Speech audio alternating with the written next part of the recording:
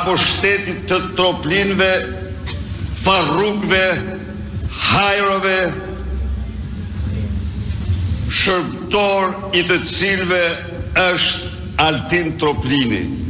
Ky është shënimi që i lash sot për të gjithë shqiptarët, por dhe për punojësit e prokurorisë dhe të BKH-s dhe të gjithë punojësit e drejtësisë.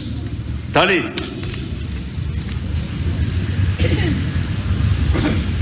të dashur qytetarë dhe qytetare, sot do paraqes para jush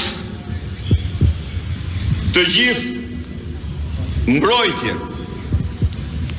që Edi Rama apo Ramaduro i Tiranës i bën delinkuentes Irena Gjoka, e cila është personifikimi më autentik i narko shtetit shqiptar dhe funksionimit të sistemit juridik të tij.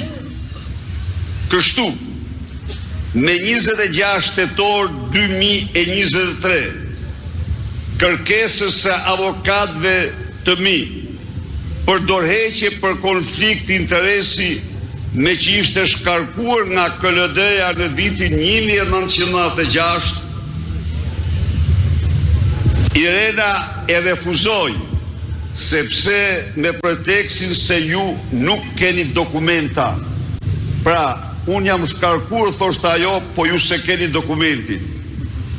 Në nëntor të vitit 2023, KLG-ja i jep avokatëve të mi vendimin e KLD-s për shkarkimin e Irena Gjokës në vitin 1996.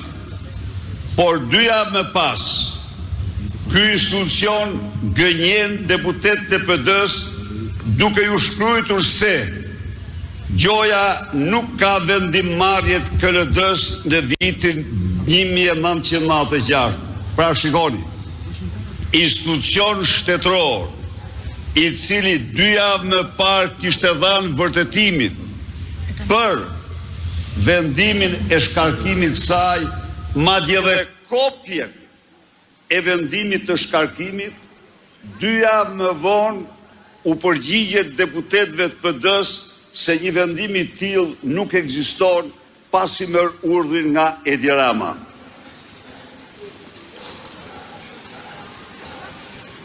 Me 3 dhjetor 2023, kërkesës së avokatëve të mi për dorëheqje për konflikt interesi me që ishte shkarkuar nga KLD-ja në vitin 1996, bashkëngjitur me vendimin e KLD-s, nuk e pranoi përsëri, sepse jo se tashmë nuk kishte vendimin, se kishin vendimin, por sepse sipas saj ky ishte një vendim kolegjal, duke dëshmuar një ignorancë të plot totale, sepse KLG-ja kryesoi në atë kohë dhe për vite me radhë nga presidenti i Republikës.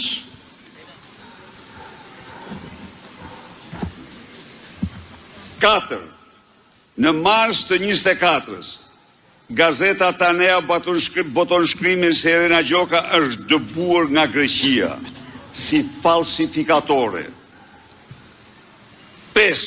Në mars, me 4 mars të 24, KLG-ja nxjerr deklarat në mbrojtje të Irena Gjokës në vend që ta hetonte atë. Pra, betohet për virgjërin politike të Irena Gjokës, edhe korruptive. Imagjinoni ju se çfarë institucioni është ky. E merrni vesh apo jo, betohet për te, për kokën e Irenës.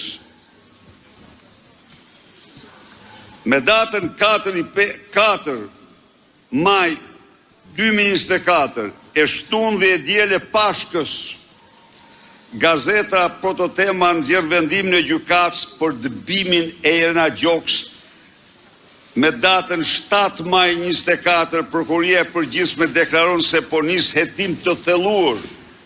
E kuptoni pra, Prokuria e Përgjithshme thot po nis hetim të thelluar në datën 7 maj të vitit 2024, një vit e gjysmë më parë. Pra, mbi 18 muaj, hetimi i thelluar mbahet të sirtar. Me datën 2 maj të vitit 2025, gjykata e Janinit zgjon vendim me vulë apostile, jo vetëm për dëbimet e Irenës, por dhe për vendimin penal të formës së prerë.